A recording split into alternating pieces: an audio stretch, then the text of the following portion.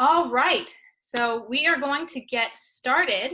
And again, this is inventory planning in a pandemic. So I wanted to talk about giving you some tips on how to look at the current scene, whether your business is limping along right now or doing extremely well. We've seen both sides of the coin with the various different users that we've been working with. So I'm going to be going along with some of the things that might be good ways to look at your business and how to move forward coming out of this whole interesting time period that we're facing right now. I have no idea what you're talking about. Interesting. I'm joking. Okay. Yes. Okay, great. So let me pin myself as the speaker. Okay, good. That is better. All right, so the first thing that I wanted to do so that I know who I'm talking to, I know some of the participants on the call are SoStocked users, so we'll be showing you how to do what we're recommending in SoStocked as well. Also, for those of you who aren't SoStocked users, it'll give you a little bit of an opportunity to see exactly what the software is and whether you decide you want to use the software or it might even just give you ideas for how to use it and use the same tactics in your current system that you're using. So I want to do a poll really quick, an inventory management poll. It's just one question, and it's how do you currently manage your inventory? So I've launched the poll. Go ahead and quickly answer how you currently manage your inventory. So that I kind of know who we're talking to and can kind of wrap my head around what your systems are. I like the last option. In my head, yes. Okay, good. So we've got some people, Excel, Seller Board, other software, Restock Pro, SoStocked. Excel is always the most popular, actually. That's very interesting. That's one of the reasons we built SoStocked, and the way that we built SoStocked was everyone complained about various different softwares. They weren't doing what they wanted them to do, and they kept going back to Excel. So if that's you, if you're an Excel user who has tried other softwares and kept going back to Excel, that's the exact reason we built SoStocked, to figure out why are people going back to Excel? How do we do what Excel does, only do it better and more automated? And by the way, Excel could also be Google Sheets or Google Sheet, Apple yeah, any numbers. spreadsheet, yeah, yeah, exactly. I mean, I know that people know that. Yeah.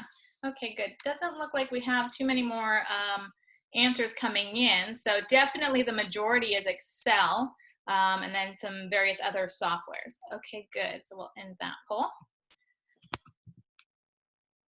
Okay, great. All right, so we'll just kind of jump in to this. Let me pull up my slides. This. And share my screen.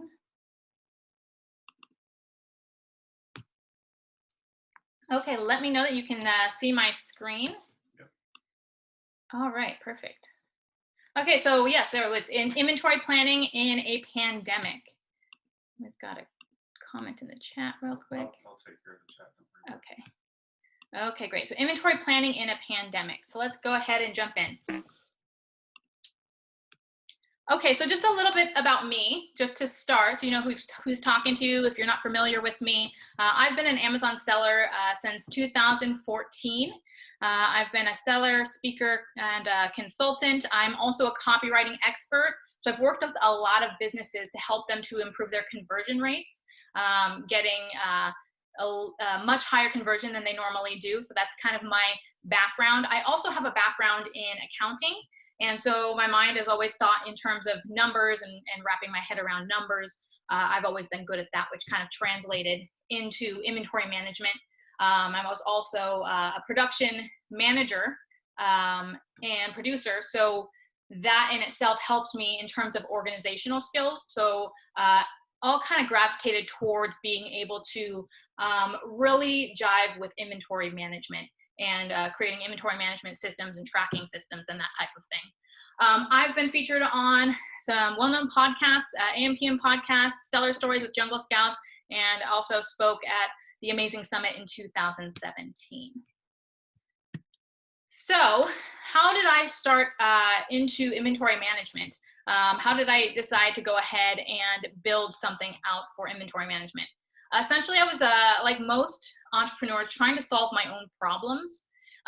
2 years ago, I had enough of the inventory management problems. I felt that it was the biggest problem in our business was an inventory management problem.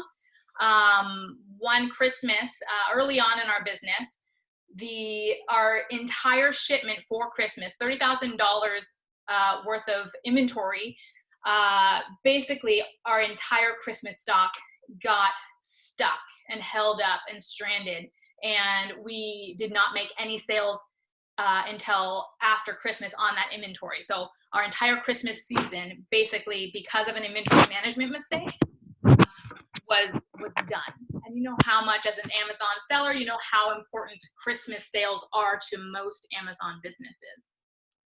And then there was the month that we ran out of stock for an entire month and lost an entire month's worth of income on our top seller, which was about probably 90% of our income. We was just gone. And then we had to, of course, re-rank, and the cost for re-ranking and, you know, gaining more traction against our competitors who had taken those spots. And so that was fairly damaging, another inventory management mistake. And then the time we over-ordered on a new product, the product started doing well, and we preemptively made a very large order right before Christmas. That amount of sales, it turned out to be a bubble. And so we ended up spending the next 2 years paying for that inventory, paying in storage fees and loan interest, because that inventory was, you know, didn't sell we didn't sell through that inventory for the next 2 years. And then holiday inventory needs, overestimating holiday inventory needs because of a sales spike from the previous year. We had a feature on a television show, and so we had this huge sales spike that we then accidentally factored into our Amazon sales for the next coming year because we didn't think about it. We were rushing to get our order in, and so this huge sales spike that was not bound to repeat itself then got factored into our inventory order, and again, additional storage fees and loan interest paid on inventory that we weren't then able to sell during the holiday season. So these are typical problems that you know, we faced early on in our business, and typical problems that most businesses face. Comment in the chat if this sounds familiar, if you've experienced any one of these or similar scenarios. You know, you don't have to be specific, you can, but just, you know, throw something in the chat to let me know if this sounds about right for you. Don't be shy. We like to hear from everybody. Okay, all of them, yes. I'm out of stock on my top 2 sellers now. Yeah. Yeah, so we're getting a lot of yeses. Okay. Yep. Yeah, so this is exactly why we built out the stock system. I was just completely sick of it. So I knew I needed a solution, right? This was me, right? I was like, I need a solution. So I went into the game of, okay, let's go find an inventory management solution. You know how it goes. You post on the Facebook groups. You say, you know, hey, what inventory management solutions are out there? You start trying all these different solutions. And essentially what happened is I went into some of the solutions, and they seemed, you know, the cost was okay, you know, but they didn't make sense to me. I couldn't easily navigate. It wouldn't do what I wanted it to do. You know, I wanted to have, you know, my warehouse inventory in there, and the software didn't include warehouse calculations. And so they were telling me to order when I had a bunch of inventory already sitting in a warehouse, or, you know, I didn't know how the calculations worked. I didn't know how the stockouts worked. I didn't, you know, it didn't factor in sales spikes. It would give me numbers that I couldn't understand and I couldn't recreate. And I wouldn't let me customize for things like lightning deals that I knew were coming up. And then there were other solutions that I couldn't even get into because they wanted $2,000 a month. So it was at this time that I felt I really need to find a solution. And if I can't find a solution, I'm probably gonna have to build one out. So I asked around a couple of friends. They were like, yes, we need a solution. I was like, okay, someone has to do this. I'm just gonna have to find someone to do this with me. I've never been in software. I have no idea. All I know is I know how to create a solution. that doesn't take a ton of time. I tried to build out this, really fancy spreadsheet, and then human error crept in where it was taking a lot of time, plus, you get one thing wrong and your entire calculation is off. So I knew I needed to find someone to figure this out. So then I met this guy. So this is Dan Fernandez. Comment in the chat if you've heard of Thomason.com. If you have, it might be dating you a little bit. Thomason.com was well known in the Amazon space about 2014, 2015, up until the point of the first review purge. The first, he calls it Armageddon. It was basically Armageddon for a lot of companies. There were a lot of companies that were allowing you to incentivize reviews, and his company helped to, it's still around, it helps to connect influencers to brands. So they are very good at, helping you to get in front of influencers and to help to boost your brand through influencers. So they're still around, still going strong, and they were big in the Amazon space because someone mentioned them on stage at an Amazing Selling Machine event, and so there were a lot of video reviews being done for Amazon sellers on the Amazon listings through Thomason. So I had known about Thomason, and I knew about this company. I was like, oh wow, you guys are still around after the whole inventory or review purge. It was pretty impressive. We hung out at this event, and I had this problem. I had this inventory management problem I needed to solve, and Dan consistently kept saying something during this weekend. He kept complaining about how bored he was and he needed a new SaaS project. So kind of was like, this is perfect, and convinced him that he should take on inventory management for Amazon sellers. So after a little bit of talking, he was like, yeah, let's do this. And so we got together. He knew software, I knew Amazon, and I knew what I needed to see for inventory management. So essentially, that's how So Stocked was born. So in terms of inventory management, I've spent the last 1.5 years essentially eating, sleeping, and breathing inventory management. There are a lot of moving parts that have to do with inventory management. And when you really dig into it, you start to see why there are mistakes that are made, because there are so many things that have to be factored into inventory management. If you miss one piece, it's like math. If you get one part of the equation wrong, the entire answer is wrong.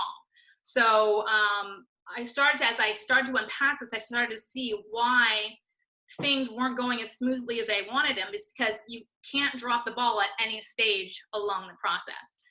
So what we've done over the past 1.5 years is we've tested the most popular inventory management softwares on the market, looked at what they were doing right, what they were falling down on, trying to understand, what are the ways that people need to look at their inventory. But then, taking a look at that, most of it, I would say some of it we tossed out, because what we ended up doing is we then surveyed a bunch of 7- and 8-figure Amazon sellers, and we've worked with a bunch of Amazon sellers and essentially crowdsourced information to be able to understand that the best elements of good inventory management, all the facets that make up proper forecasting and inventory management. And, though we looked at what inventory management softwares were doing, they were not working. People were trying them and they were ditching them. So we took some of what was working there, but for the most part, we just listened to how Amazon sellers were looking at their businesses, what were the things that were factoring in, what were the things that were of interest to them, to really understand from a high level what these top sellers need to see in their businesses. So that's been my history, that's been my journey, and just kind of tell you that to give you some perspective on who it is that's talking to you, and how some of these techniques and strategies are built out. Inventory management is not a complicated thing. It seems like it should be a complicated thing, but when it comes down to it, you should understand your numbers. You should understand everything that goes into your forecasting, and you should be able to control and adapt every single portion of your forecast to be able to get the results that you want. Any algorithm that confuses you and makes you think that you need it and you don't need to understand it to trust it is not something that, you know, we have seen be effective in successful businesses. The successful businesses ended up ditching those complicated algorithms and going back to the Excel spreadsheets that they knew and understood. So that's kind of the basis of inventory management from our perspective. That's what's been successful for the majority of Amazon sellers we've talked to that have been successful. All right. So, okay, so what do we do about this time that we're experiencing? We're experiencing a very unprecedented time. Everything is kind of out the window. So what do we do? How do we move forward? And how do we figure out what orders to place and when to place them? Let's get a quick little comment in the chat just to make sure everyone's still with us. Mm-hmm. Comment yes, if, or some kind of comment, if you have been affected by the COVID-19 epidemic in any way, whether good or bad. Has your business been affected? We're getting yes. Kim said, hi, Kim. Yes. Kim Hey, says Kim. yes. Terry says yes. Cool. Okay. So this is a real topic for people. Yes. Highest sales ever. Yeah, that's what we're seeing. We're seeing high. It's interesting because we're seeing people who their sales have been lower than normal. And it makes it, you know, the things that they're worried about is, one, they need cash flow. And how do you, if you aren't making sales, how do you place your next order for Prime Day if you don't have any cash flow or don't have enough cash flow? And how much should you order and that type of thing? But we're also seeing a lot of people whose sales are actually like through the roof, and their biggest pain point is essentially, I need to order, you know, faster. I'm running out of inventory, and I don't know if I should place a huge order, if it's going to continue like this, or when is it going to go back to normal? How do I place an order? I know that the lead times are a lot slower because there's a lot of congestion. What do I do? So that's what we're going to talk about. So flexibility is really the key. I'm not going to say I have a crystal ball and I know exactly what you guys should do in terms of, you know, a coronavirus is going to end on, you know, June 1st and everything is going to go back to normal. Sales are going to go back to normal. I can't say that, and nobody can say that. So what I want to focus on is flexibility, how to be flexible and have not just one solid plan, but many contingencies and many resources and ways of paying attention to the market, to the global economy, because it has a lot to do with your sales right now, and to your inventory and the lead times, you know, the global changes in the lead times. Those are the things that I want to kind of talk to you about, to how to be flexible and to know what are the things that I should be putting in place right now, what are the things that I should be doing, and how can I possibly pivot or have a few different resources just in case things change for me. So that's what I want to talk about, is exploring what are your options and how can you maintain more flexibility as we move forward, because we really don't know when this is going to kind of go back to normal. Yeah, and a quick comment from Victor. We don't need to spend a lot of time on this, but he does say, I can't imagine any inventory management system would have helped us to be better prepared for the extraordinary effects of this pandemic. Yeah, no, I don't think any inventory management system necessarily would have prepared anyone for this. But during this time, now that it's happening, it's important to be able to kind of try to predict some various different scenarios, to have different resources to know how to get things to, you know, to the US faster, to know how to keep more capital to be able to pay for the inventory that you need. And then also to be able to create models, to create different scenarios based on, well, if this happens, I know, you know, that my prediction is going to be to order X amount at this date. If this happens, and so you actually just know, like, you have a couple of scenarios that you can actually model out. And we'll show you. Yeah, go through and we'll show you a bit about what we're talking about. But the idea is that you need to be able to model out the various different aspects. I mean, China was out of production, out of work. You know, we have a product that went out of stock, but that's because China closed. So it's not that you know, this is not a normal thing, and you can't really predict this.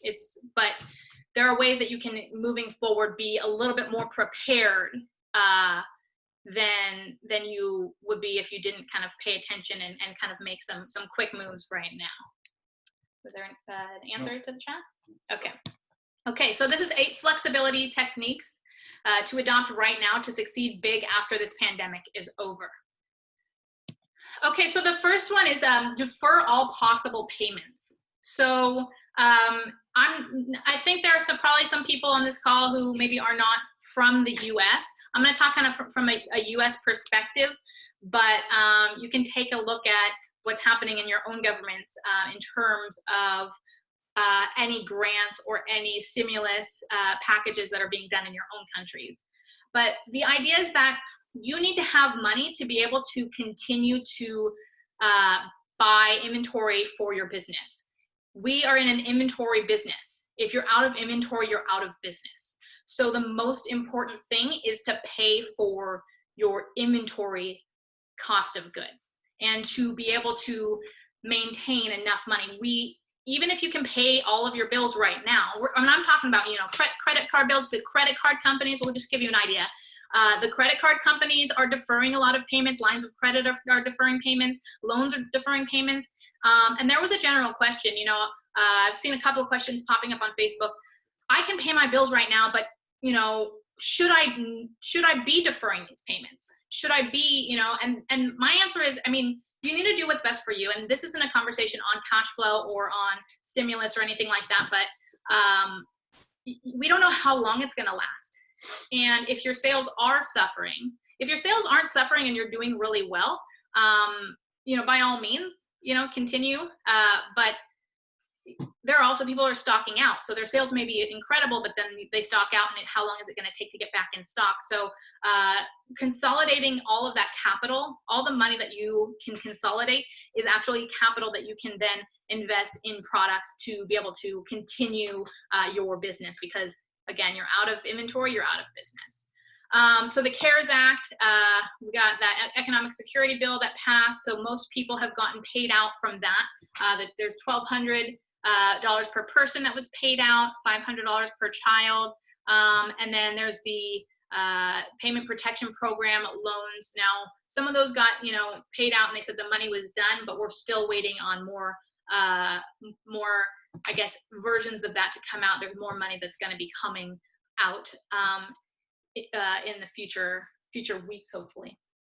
And then Facebook is offering cash grants and ad credits. So I would just Google Facebook cash grants or Facebook ad credits. $100 million in cash grants and ad credits to small businesses in specific areas. So you can look and see if you are in those areas. Austin, Texas is one of those areas. So put your application in for those. So those, any way you can conserve cash is extremely important. So hopefully you've been thinking with that. Hopefully you've been taking action on that already. As of probably about a month ago, I think people started doing that.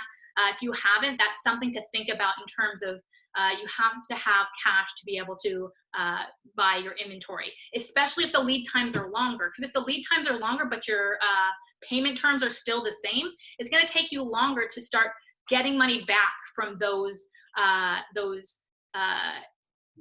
investments in inventory. So just think about that in terms of, how do I keep my cash flow moving and, you know, kind of rein as much in as possible on that. All right, the next one is to use short-term velocities. Okay, so right now, again, things are going crazy. People's sales are really high. People's sales are really low. The general velocity calculations that most were using were like 90-day, 60-day, 30-day velocities. Those are now irrelevant. I mean, a 30-day velocity might start becoming relevant now for some of you guys, but those longer term velocities are all out the window. Using more 15-day, 7-day velocities become a lot more valuable at this point right now to be able to calculate what your sales velocities will be for your orders. All right. So for those of you using SoStocked, go ahead and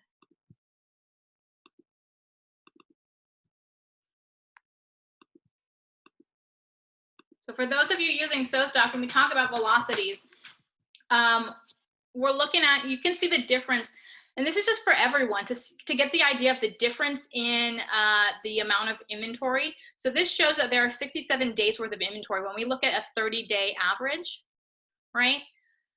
But you want to explain what that means? A 30-day average is what? Okay, a 30-day average, that means that daily sales, if you take 30 days worth of sales and you divide it by 30, you get the average of daily sales. Gotcha. Yeah. So for example, this is, you know, six units. This is on a smaller scale. If you look at 6 units, there's 67 days worth of stock, right? But if you look at this shorter term velocity, right, 7-day or 2-day, that's only 50 days worth of stock. So if you've got 50 days worth of stock as opposed to 67 days, if your lead time is 52 days, that's the difference between running out of stock and not. Right. That's the difference between ordering right this minute and ordering a couple of days from now. Yeah, or being out of stock for 17 days. Yes. That's huge. Or, Yeah. I mean, 8 sales a day maybe won't kill your business, but imagine if that was 80 sales. Yeah, that's on a small scale. If the difference was, you know, between, you know, 50 and 35, that's a bigger difference. And you stock out, of course, then you'd have to re-rank and all of that. So that's velocities. And then when you talk about stocking out, so the other thing to factor in, I know some of the people on this call mentioned that they have stocked out. That's another very important thing when you're looking at restocking, is to factor all of your stock outs out of your equations. So you need to have some sort of a way of tracking which days you stocked out. In SoStocked, we have the calculation where it actually pulls those days out of your averages.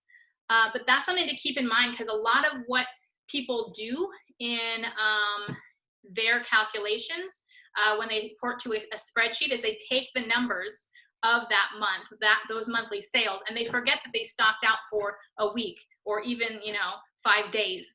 And those zeros all go to throwing off your average. So you need to be able to find a way to pull those specific days out of your stock out, and make sure that they don't end up screwing up your calculations. So those are the 2 things that I would look at right now, is what are the days you need to use shorter term days, right? Let's go back to, you need to use shorter term velocities, right? Like 15-day, 7-day velocities to calculate your orders. And also make sure that you're calculating stockouts out so that when you place your reorder, you're not shortchanging your order, right? You know, the thing to start considering, and let me stop sharing for a second.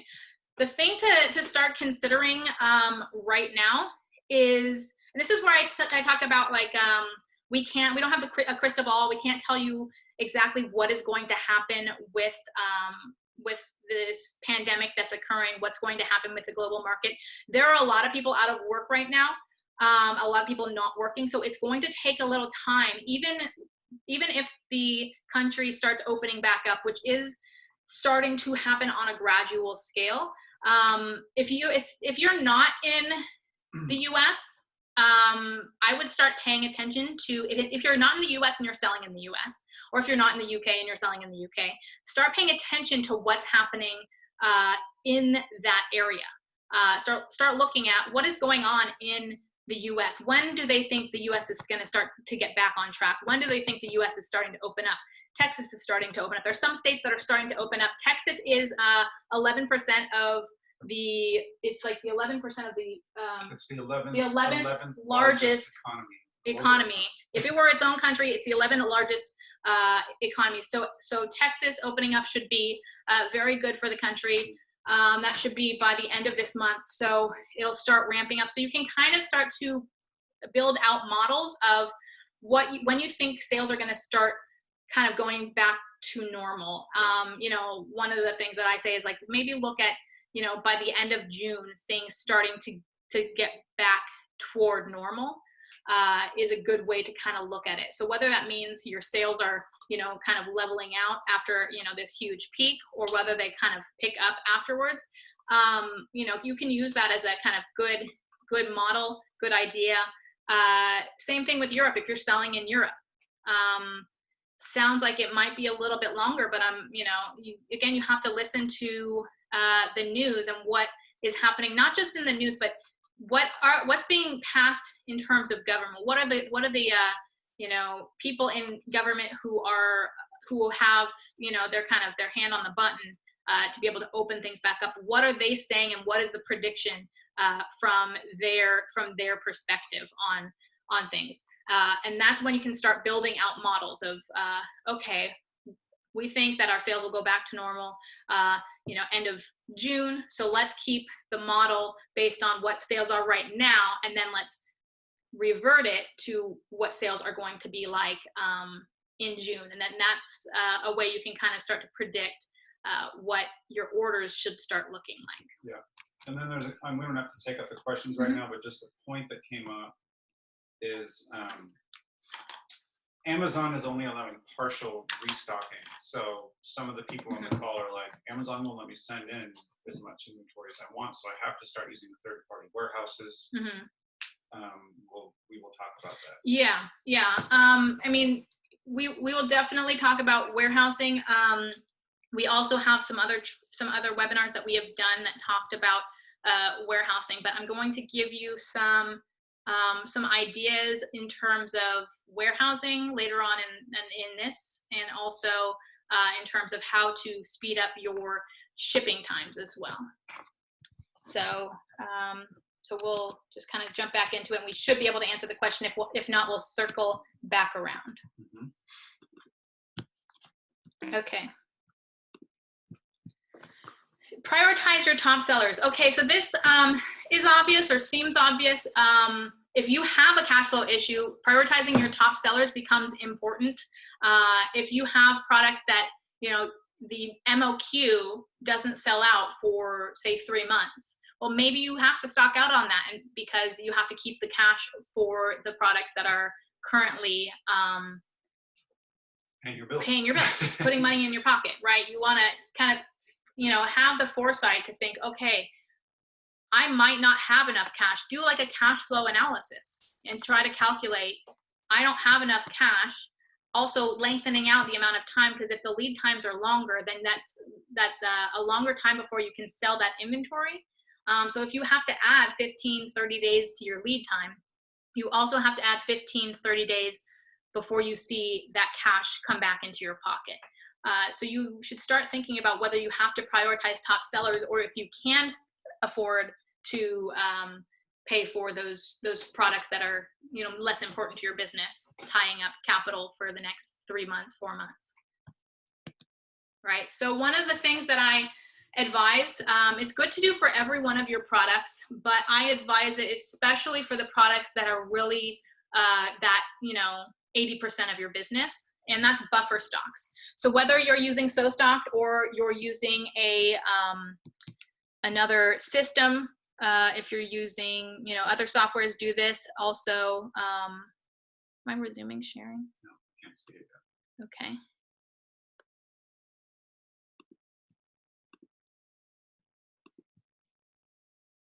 Hold on 1 second. Okay, so buffer stock. So or if you've got a spreadsheet, in any way, you should be using buffer stocks. And what I mean by buffer stocks are a false zero. So if you've got a product that would be devastating to run out of, you should always have an extra cushion, and you should predict an extra cushion of inventory, and fake your system out to tell it that you're at 0 when you're really at your buffer stock, right? So for example, this buffer stock is set to 500 units. So at 500 units, I'm going to have my inventory arriving. Based on what I'm being told, to order and when my inventory will be arriving before I hit 500 units, right? So you can also do that in days. You can calculate the number of days, and that will take a look at what your average is, right? What your daily average is. And so say we've got 15 days worth of inventory. We always want 15 days worth of inventory. And it'll calculate based on that 15 days. And the important thing to realize, see now it's at 373. So the important thing to realize, right, with a calculation such as that is that if you've got a seasonal product, using a number of days, when you're calculating a buffer stock, using a number of days instead of a number of units becomes very important, because if you sell a product that does very well in the summer, and say you sell 3 times as much during the summer than you do during, say, the fall or the winter, that average number of days, that buffer stock needs to be a lot bigger during the summer than it does during the winter. But regardless, right now, you should be factoring in your buffer stocks, because buffer stock is, the reason for buffer stock is a cushion for if anything goes wrong. And during this period of time, things are going wrong. You know, I have a friend who we were texting back and forth, and she just told me that $40,000 worth of inventory got put on hold and is just sitting there.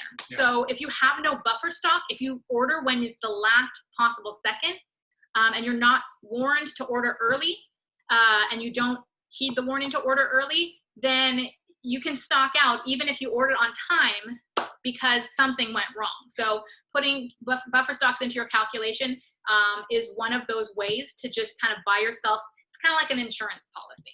I always use the analogy of like the reserve on your fuel tank, you know, in your car when the fuel light comes on. Mm-hmm. It's not like you just run out of gas instantly. You still have like, you know, 20, 30 miles to get to the gas station. Right. Don't want to be running on empty, guys. No. Okay, let's go back to. Okay, so buffer stocks. Okay, now increase your orders by 20%.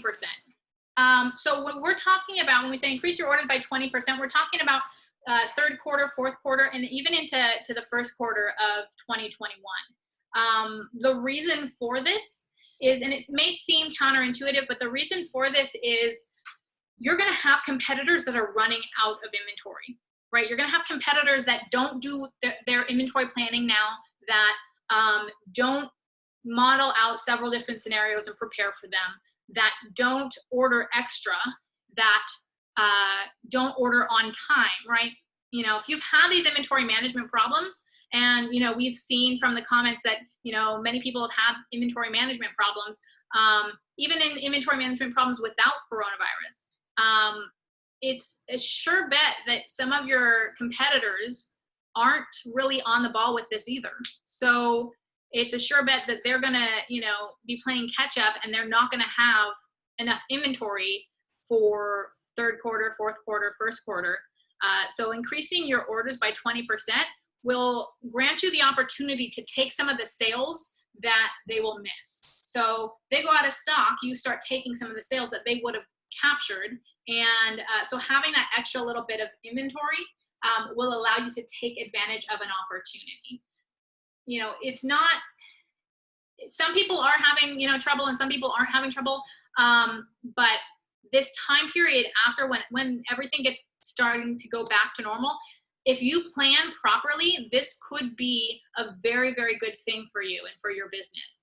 You could take those sales that others don't have because of their lack of preparedness, and then take that ranking, and then forever, you know, never let them overtake you again. So, you know, if you can position yourself inventory wise to be able to take advantage of that, that's something that's worth thinking about and worth planning for. And this, by the way, ties back into your tip number 1, which was saving money. Saving cash flow, exactly. Yeah, exactly. So you know, conserving as much cash as possible becomes extremely important for a strategy like this, right? Where your terms are the same, but your lead times are longer, and your orders are larger. All right, so sales growth. So within your system, you should have something that helps you to calculate exactly what 20% is within your business, right? So, for example, right, if you've got a spreadsheet, or if you've got, we'll do this one again. You know, you have to settle on what are the, you know, what is the number that you're going to go by. So if, for example, you know that when you get back to normal, you're going to be selling, you know, 40 units a day, right? You can calculate 40 units a day, but then you can add 20% on top of whatever your average is. And it automatically adds 20% to your average. So those are the models that you should be building out. Is what are my normal sales going to be? What are my what is my 20% on top of that? And then what am I going to be told that I should be ordering based on the calculations, right? You know, including lightning deals, you know, putting lightning deals into your calculations. Or any type of flash sale, or yeah, lightning deals is just general term sales. Yeah, so, you know, figuring out, you know, mapping out your sales to the end of the year becomes, you know, very, very valuable right now. You know, I know we're all in kind of panic management, trying to figure out what things are going to be like. And so it's important to start building out models to the end of the year and start looking at how, you know, what would your cash flow look like, and what would your sales velocities be, and what would you need to kind of plan for in terms of schedules. Okay. Oh, good question. While we're on that page, Victor is asking, how much historical data does your app pull in? How far back can it go? Okay, good. Great question. Yeah, so we'll pull in 2 years worth of data, which is all that Amazon gives us. So yeah, so we'll pull in 2 years worth of data, and so you'll be able to look at those 2 years. And then we're building out another seasonal sales spike formula as well. That should be probably coming out next month. The other thing that you can do is you can kind of use some of these seasonal sales spikes to kind of start calculating out percentages, right?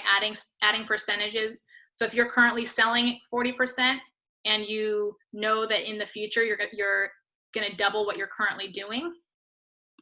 Right? Like, for example, Christmas time, Prime Day or something. Post-corona, you can say, I'm going to increase by 200%. I'm going to get back on track.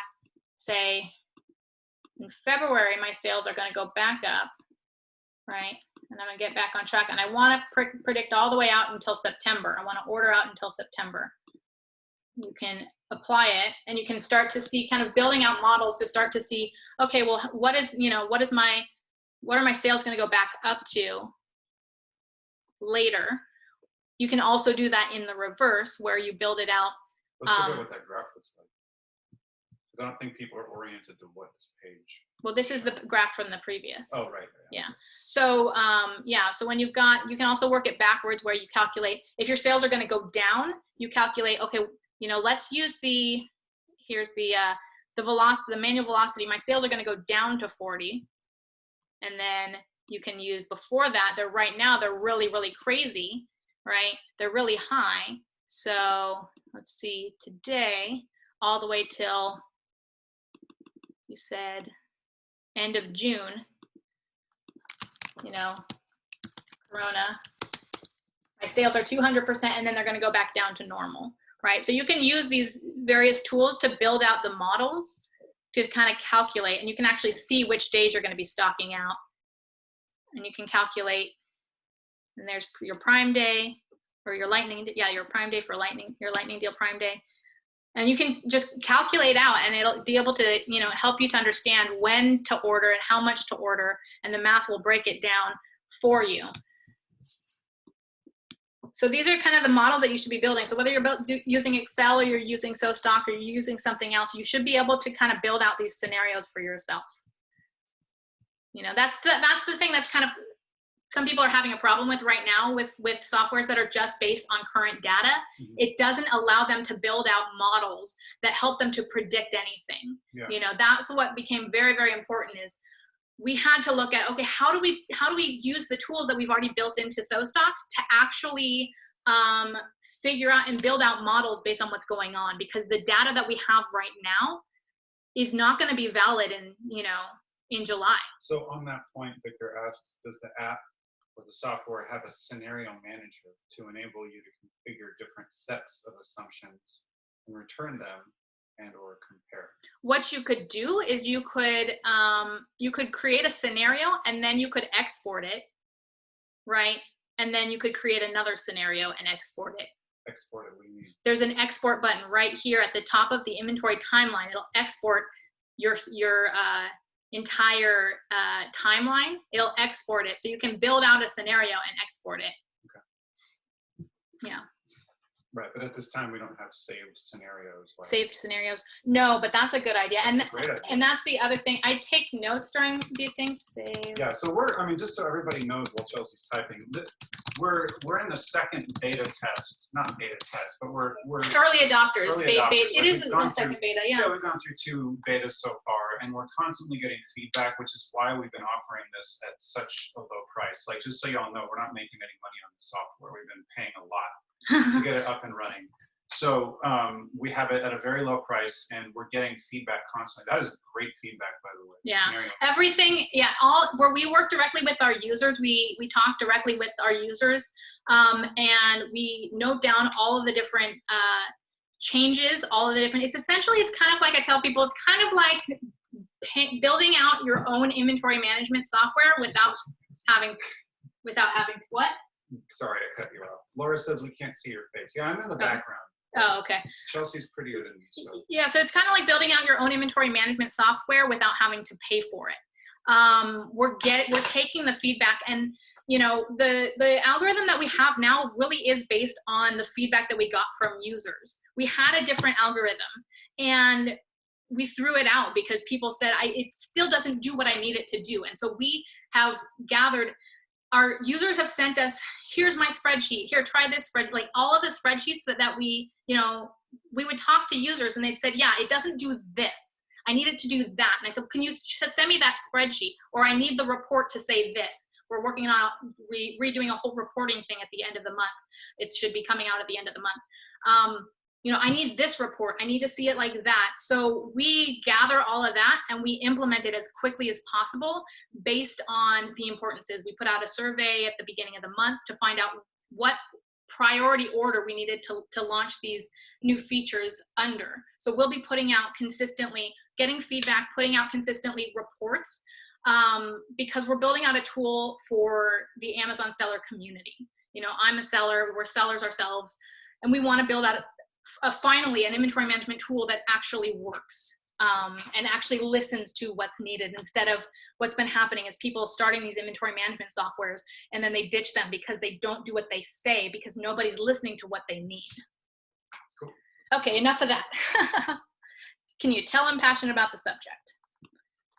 Okay, good. Okay, so next. Okay, so adjust your lead times. It's important now to adjust your lead times because everything is slower, everything is backed up, right?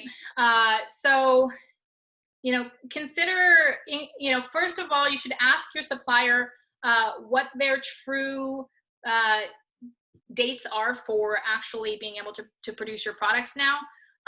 If it used to be 30 days, it might be 45, it might be 60, and ask them to give you legitimate answers. You know, let them know, I really need to know, you know, because sometimes they'll tell you what you want to hear.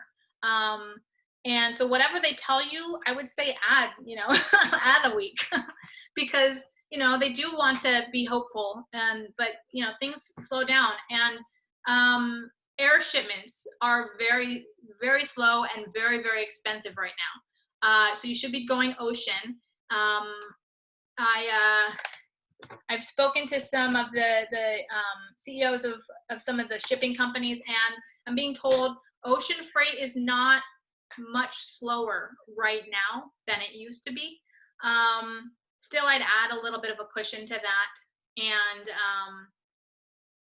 plan for, you know, ports being delayed, ports being closed. This could carry on until the, you know, until the beginning of next year, because of you've got other, you know, Apple and Samsung and other big companies that are taking more of the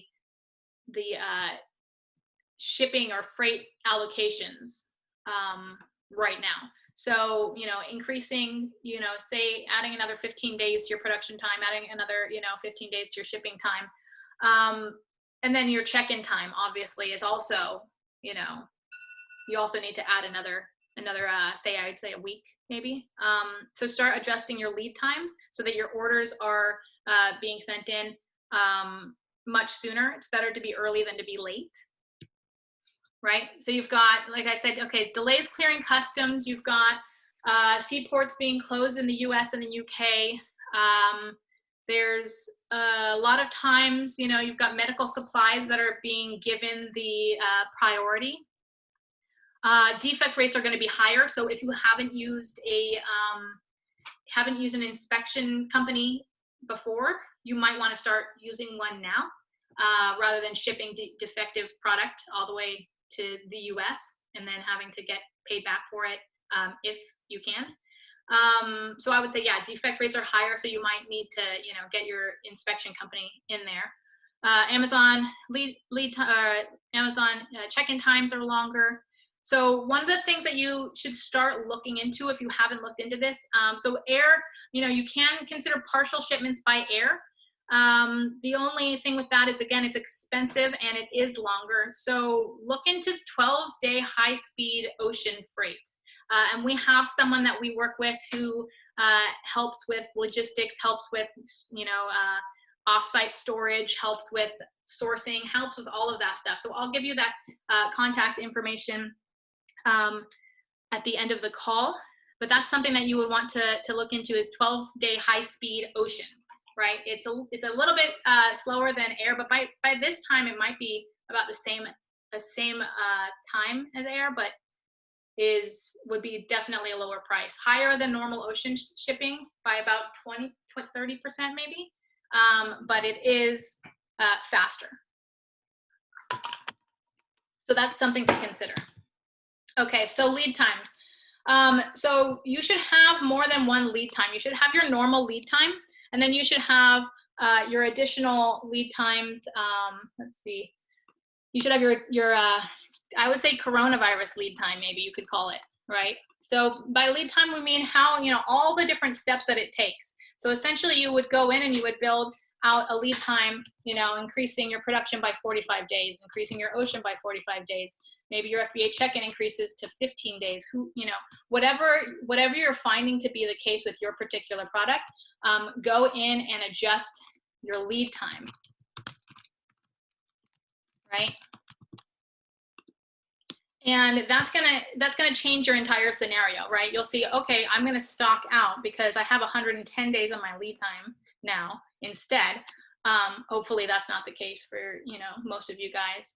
But you start to see how much you will be running out of stock, and so if you're going to be running out of stock, you can actually start to predict, if I need to keep more money in my pocket, if I'm running out of stock, I need to put more money in my pocket. Maybe you don't need to spend as much on your sponsored ads right now. You know, why are you going to pay to just run out of stock? So maybe you just need to count on your organic sales. Maybe your sales will slow down a little bit, but since you're already going to run out of stock for, this one says 92 days. If you're going to run out of stock, you know, keep more of that money at the very least. So, and then here's the other thing that you can do is you can calculate how much time am I going to be able to save if I actually, you know, how many days worth of stock out can I save if I did a high-speed ocean, right? Cool. We'll say 45 days, 12 days, right? And if this was back to 15 days. So we had 92 days before. If we applied this high-speed ocean, it went from let's see, is that right? No, this is not right. Oops, 115, there we go.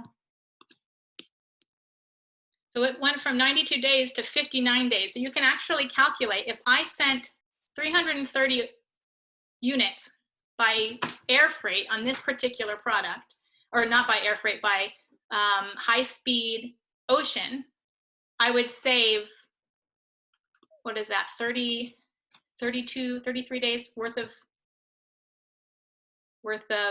stock, right? Stock out. So your stock out is a lot less in that sense. So you can play with that as well. You're not sharing your screen. I'm not sharing my screen. Oh man.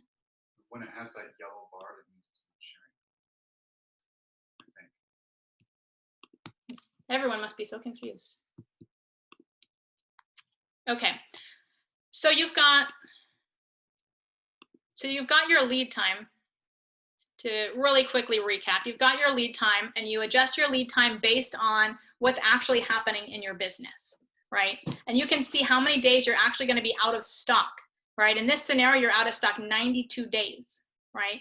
So, so you can see, you can start to calculate when you adjust your lead time, how long, like, when do I really have to order and how long am I going to be out of stock, or am I going to run out of stock if I adjust my lead time? Because you can think, okay, I'm fine, but then adjusting your lead time, you might be extremely surprised by, if you do worst case scenario, that you would actually stock out and you have to order immediately. So that's what I always say in inventory management, the best case scenario is the worst case scenario. You always want to run your worst case scenario. And you want to start to predict what you would do within a worst case scenario and how you could plan for a worst case scenario. And I think we're, at that point of needing to plan for a worst case scenario right now. And then so you can plan for your worst case scenario and you might not run out of stock, or you might be running out of stock and you need to actually calculate express lead time, right? And so your express lead time would be, say, the same 45 days of production, but only 12 days of ocean freight, 15 days of FBA check-in, same, right? The only thing that's different is the number of days of shipping. And we find instead of 92 days, we have 59 days. So you can see the amount of days, there's about a month worth of stock out days that could be saved by shipping by high-speed ocean. So you can do these calculations and you can figure out for yourself, based on various different scenarios, I might be able to, to save myself. It might be worth, spending on high-speed ocean freight to, for example, if this kept you from running out of stock, and you don't have to make the decision until it's actually time to ship it, but at least you have the scenario and you can see what happens. You put your order in and then you look at, okay, I'm going to run out of stock. Even if I put my order in today, I'm running out of stock. But if I do express shipping and high-speed air, I'm not going to run out of stock. So right before, so I know I've got that contingency. We talk about contingency and being flexible. I know I have that contingency to not run out of stock, but I'm not going to use it until I look at what happens. So say the 30 to 45 days worth of production occurs and you see what happens. How much inventory do you have left? What's happening within the market? What is happening, on Amazon, and do I actually need to spend the extra money on high-speed shipping, or will I be okay? And only then do you have to decide what contingency to operate off of. So it just gives you these this flexibility to be able to kind of plan and know which trigger to pull at what time. Okay.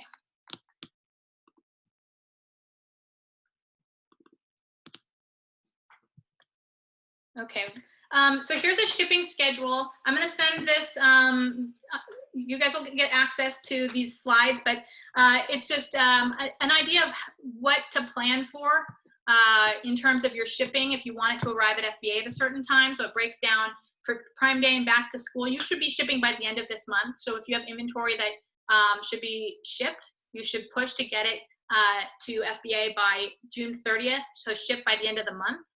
By the end of May, you should have your third quarter on a boat so that it can be at FBA by August 15th and so on, right? June 15th. So usually we plan on, end of July, mid-August to put in our orders for the fourth quarter. We're looking at June 15th now. So ordering earlier, get your stuff in earlier for fourth quarter. And then one of the recommendations is to ship your first quarter stuff by November 15th. One of the reasons for this is the freight costs go up in January. So if you're shipping your first quarter stuff after the end of November, you're going to be paying much higher prices for shipping, just simply because everyone is shipping at that time to avoid the Chinese New Year. So keep that in mind, that shipping before the holiday season for first quarter saves you a lot in shipping costs. So if you can, again, we're back to cash flow, right? You can never have an inventory management conversation without cash flow. So, you know, kind of planning on November 15th being that specific time for, you know, getting your shipment out, right? Instead of end of December. Kind of think with that, and how could you make that cash flow work to make that happen? Can you make sure, get people to comment in the chat, because it kicked me out of the meeting for some reason. I want to make sure people are still. Okay, what are you? Just go to chat, tell them to say something in the chat. Okay, so yeah, so go ahead, say something in the chat. You know, let me know, I guess, you know, how this is going for you. Like, if it's helping you to kind of give you a little bit more of an idea of what to do moving forward. Let's see what's happening in the chat.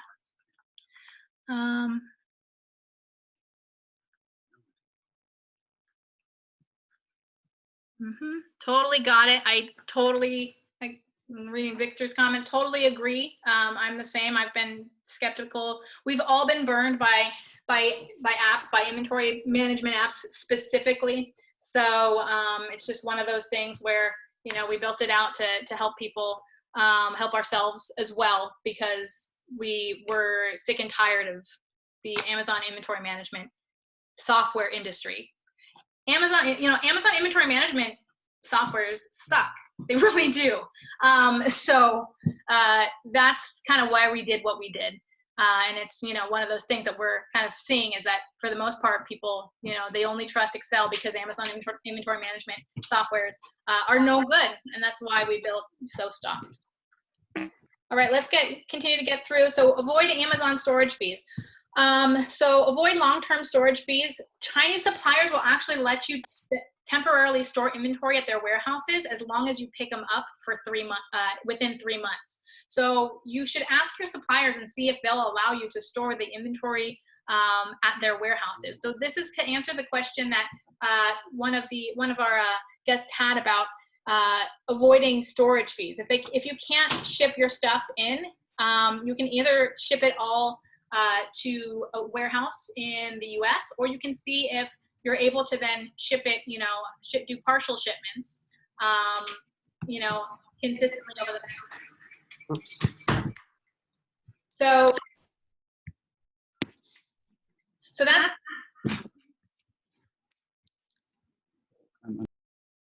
okay. So that's an idea, is to ask your Chinese suppliers if you can store at their warehouse.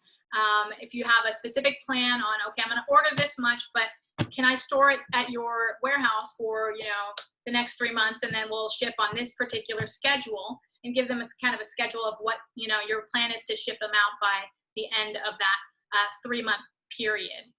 Is something that you can kind of give them an idea around kind of partnering with them to create this larger PO and then pick it up over time. Right. The other thing that you can do is to warehouse in a Chinese warehouse outside of your supplier. If your supplier doesn't let you do that, Chinese warehouses could be a cheaper option for you than US warehouses, right? And then just using that 12-day high-speed freight to ship in. All right. So SoStocked, again, SoStocked as warehouse tracking. You know, essentially you can group by warehouse, and you can see everything that is within your warehouse for each one of your products, and then it will show up in your inventory timeline, and you will be told then, instead of to order, you'll be told to transfer, right? You can group by warehouse, and you can transfer warehouse inventory that's already sitting in your warehouse, right?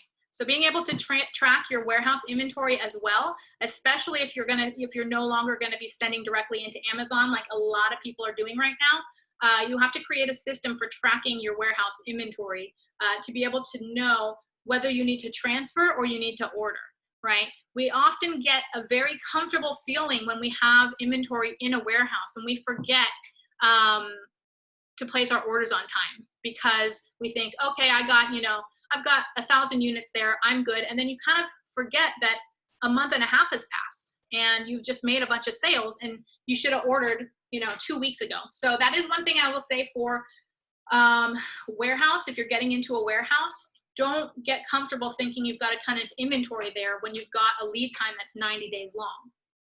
Just kind of track it and make sure that you are keeping track of both your warehouse and your orders needing to be placed.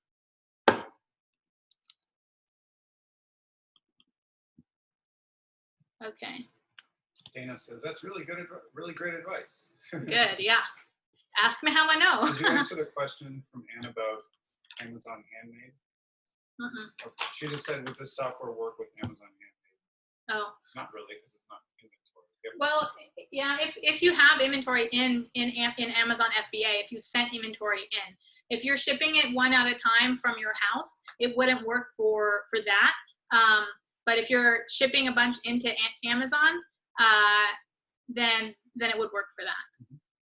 Let's see, lower your cost of goods. Okay, so lowering your cost of goods. So there are chances that you're paying up to 30% more for your inventory than you should be paying, right? The idea is that if you followed one of these big courses, type in the chat with me if you learned how to source products from an online course. Yes, if you've been taught to sort products or source products from an online course. Are we getting yeses? Yeah. Okay. Lauren said yes. Yes. Okay, good. Yeah. Okay, so here are the top 3 signs that you may be paying too much. So here we're back to cash flow.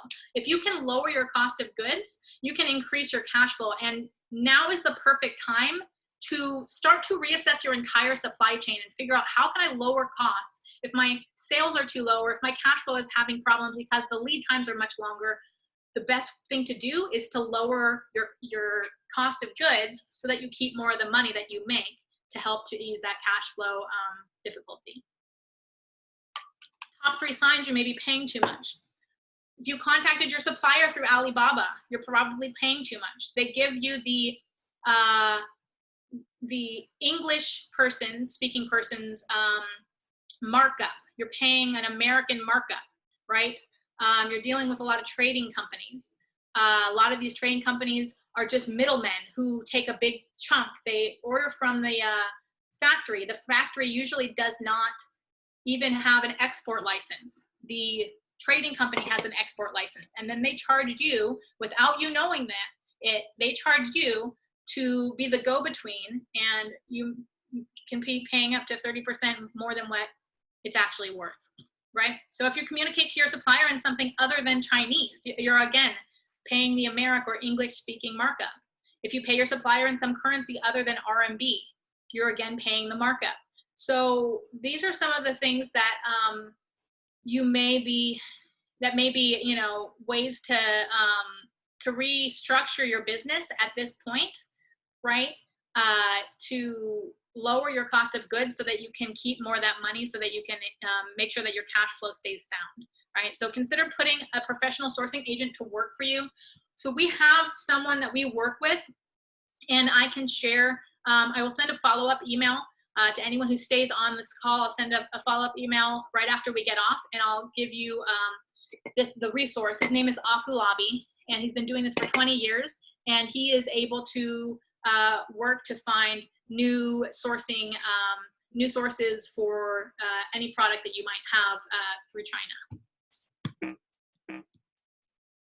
All right, and lastly, inventory tracking. So again, talking about, like knowing your models, building out models and figuring out what the possibilities are, and then watching and tracking your inventory very, very diligently, right? Knowing everything, knowing when your inventory is going to arrive, knowing when you should be placing orders, knowing how much inventory you have in your warehouse, right? You need to, at this time, because things are so, it's so difficult. It was like, you knew that every month you should order X number of units for your product, and you kind of watched a little bit, but it wasn't that big of a deal. You were pretty consistent. You have to be a lot more on the ball and a lot more detail oriented right now. in terms of your inventory and your sales velocities because of this time. So you have to have good systems in place, whether, like I said, it's an Excel spreadsheet or it's, the SoStock software or some other software. You have to know how to track your inventory. You have to know the algorithms and the numbers that are going into it so that you can know to trust it. Like, that's a big thing, is trust. Do you understand the numbers? If you don't understand the numbers, don't ever let an inventory manager or a or a software tell you that it's too advanced and you can't understand it. At that point, they're telling you that you need to just trust them blindly and you don't need to know what's going on in your business. It's kind of like the tax attorney who ends up, stealing money from his clients. You need to know this. This is your business. So being able to track this and being able to understand it is, at the bottom of everything that we do. Can you understand it? Do you know the numbers? Can you manipulate it and change it based on what you know is going to happen in your business? Right? So being able to, look at on a high level and see everything that's going on in your business, right? You can see all of the inventory that you have in stock. You can see the entire flow line of your business, what's in production, what's en route, right? Is it traveling on the ocean? Is it by ground? Is it going to a prep center, right? Is it checking into your third-party warehouse? Is it checking into FBA? Knowing everything that you can about your business and about the workflow of your business can make the difference between you running out of stock and not, right? Making it a weekly thing, deciding which day is the day that I'm going to be looking at my inventory and tracking my inventory. Even if it does seem like it's a boring thing, keep that appointment with yourself. It might be 2-3 weeks where you go, okay, no, nothing's different. It's still good. I don't need to place an order. And then you start, kind of getting lax in it. You start thinking it's a waste of time and you miss that weekly appointment with yourself. And that 1 week, that you missed turns into 5 weeks. And all of a sudden you should have ordered 2 weeks ago. So keeping in, like, as a routine, a weekly appointment and just checking and making sure everything is good, and going through those boring motions, because it's the time when you break that habit and it just goes, you look up and it's 6 weeks later, it's because you broke that weekly habit. So putting in a weekly habit of tracking, or if things are so volatile, even more than that, but weekly should be fine. But having a system to track your inventory and making sure that you track it on a regular basis is extremely important, especially now. Cool. All right, so stocked, we do forecasting, we do order tracking, PO creation, right? You can click a button and literally create a purchase order for your supplier with a push of a button. And inventory management. Okay, are there questions? Yeah, so Victor asks, does our software offer multi-user with roles like owner manager, right, etc.? Yeah. So currently at this current stage, we you have the ability to share the account. We don't have restricted roles. That's on the near horizon, and definitely before we put a cash flow piece in there, because there will be a cash flow piece that goes in later on. And so before we put a cash flow piece in, we will be doing that. The plan, let me just stop sharing. The plan with the role-based is we want to get the software to a point where the idea is it's a logistics problem solver, not just an inventory management software, not just a forecasting software, but a logistics problem solver that helps to take more off of your plate. So when we build out these roles, we have to be very particular about the way that we build them out, because we want you to be able to have your vendors who can go in there and update things like, a warehouse.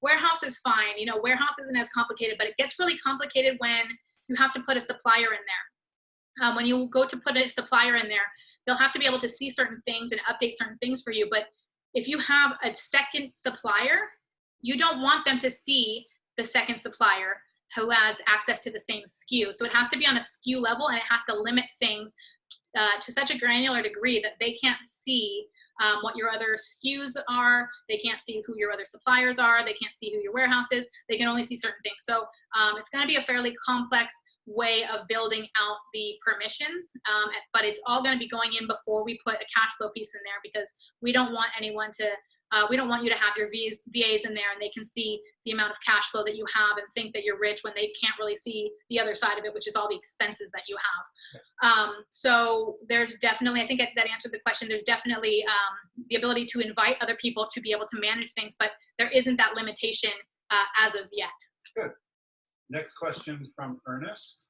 Will SoStock have the option to indicate which, I think they're supposed, which order is placed, high-speed ocean freight, or any icon indicator that a shipment is sent via high-speed method? So in other words, how do you know which?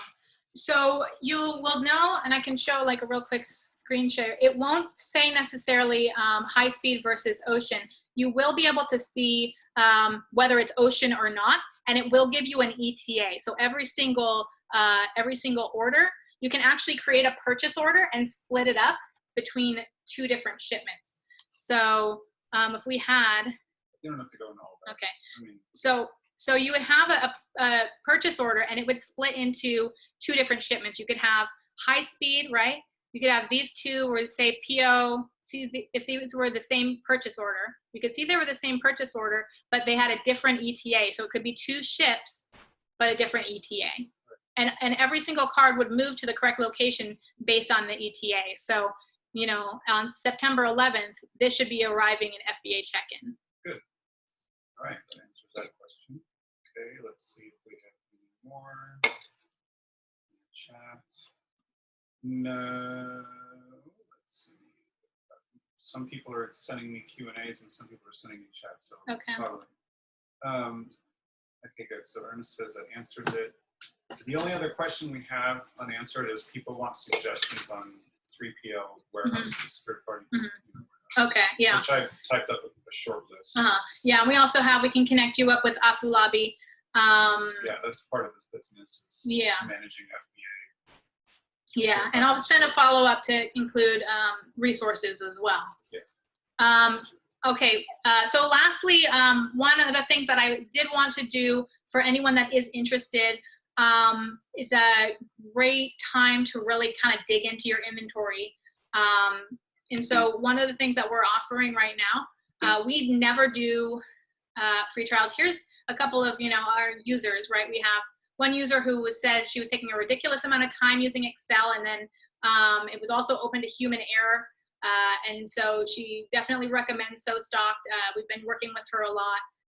She does, you know, she's got a lot of bundles and things like that. So we're able to help facilitate organizing the bundles. So if you have bundling or kitting, complicated ordering, we work with our users to be able to set that up as well. This is another user. He says, real-time visibility, minimizing stockouts and forecast demands, helps me with cash flow management, no more expensive air shipments.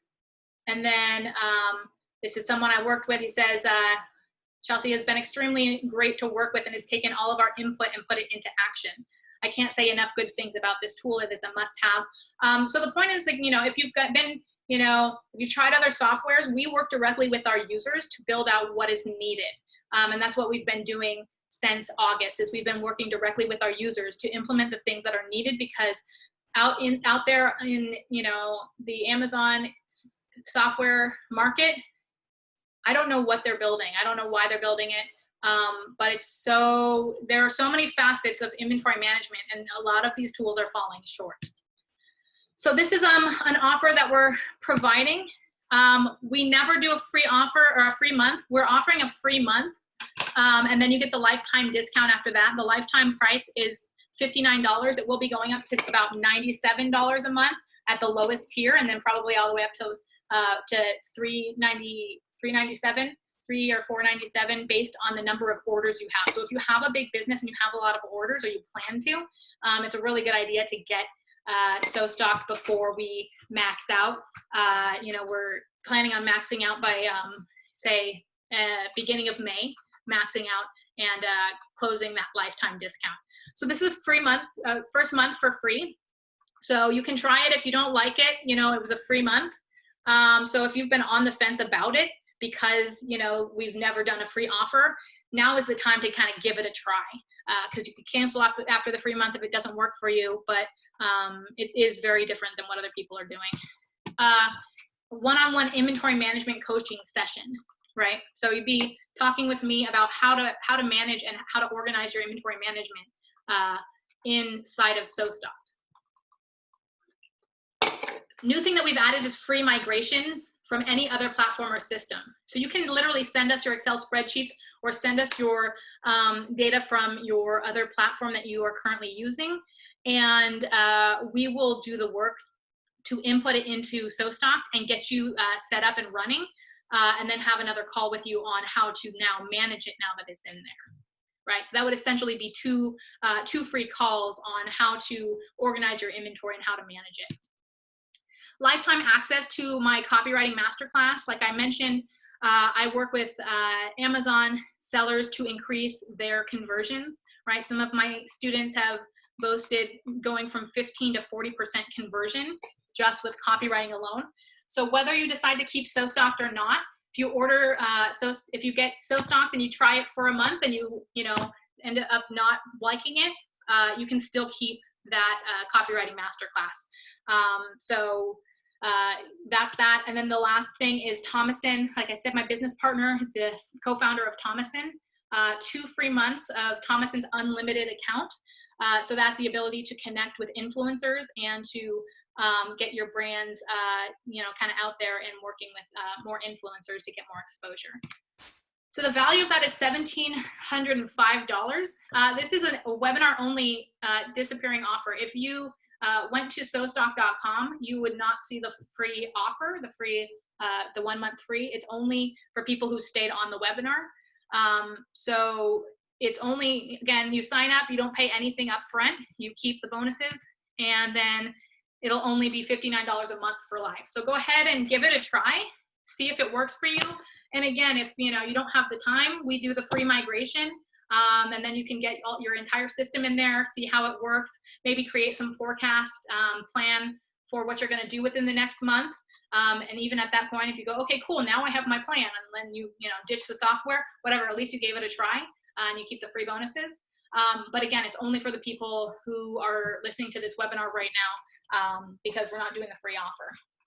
So that's it. Are there any other questions? I think the last question from Victor is kind of a technical question just on the use of the software. Mm-hmm. So he's giving an example of like, sorry, let me back up here.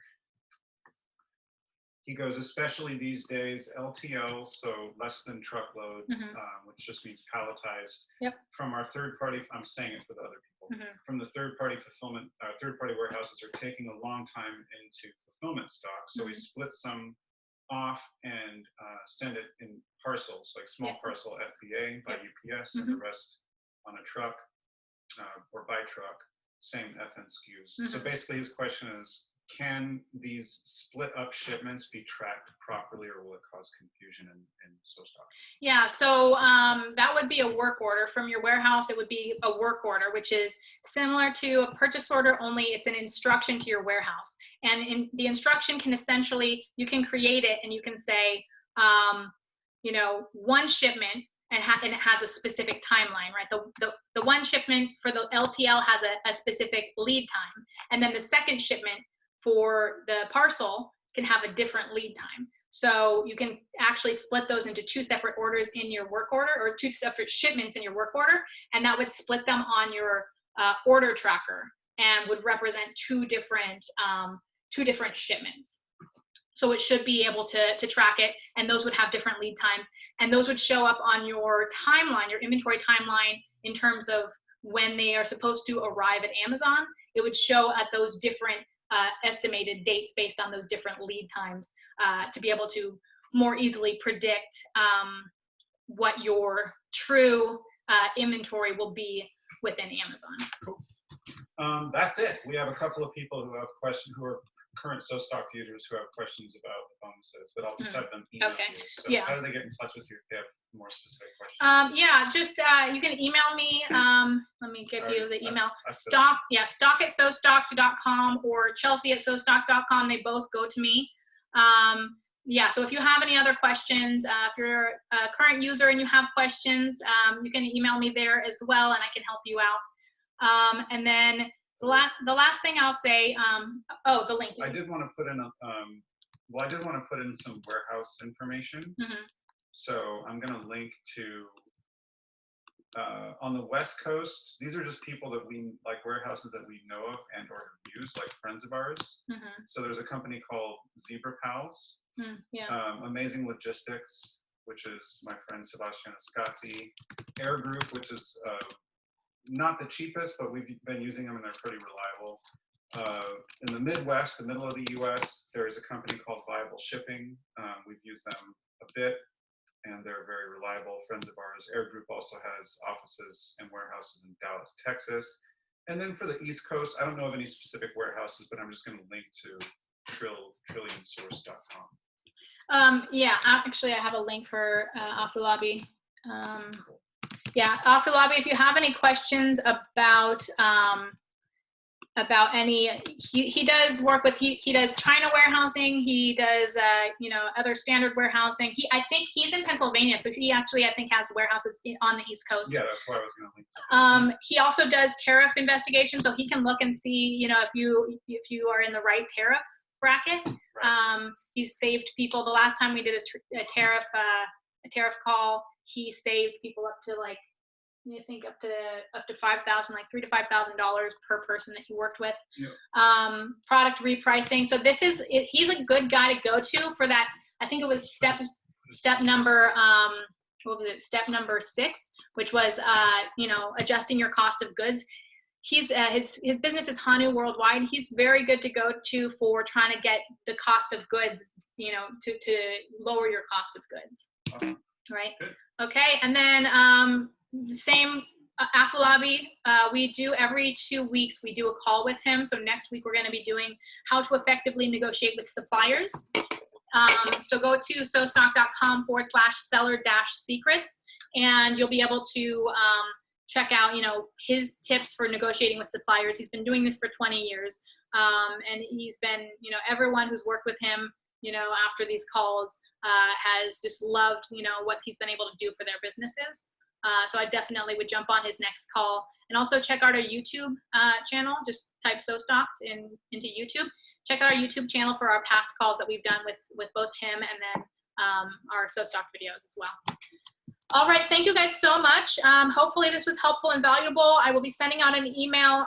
Again, that offer is valid for the next 48 hours. So, you know, if you have any questions, get back to me and I will answer them as quickly as possible so that you can decide whether you want to. But again, it's 30 days, no charge, and then it's 59 after that, but get those free bonuses. So check it out. All right, see you guys on the next one. Thanks so much. Bye, everyone.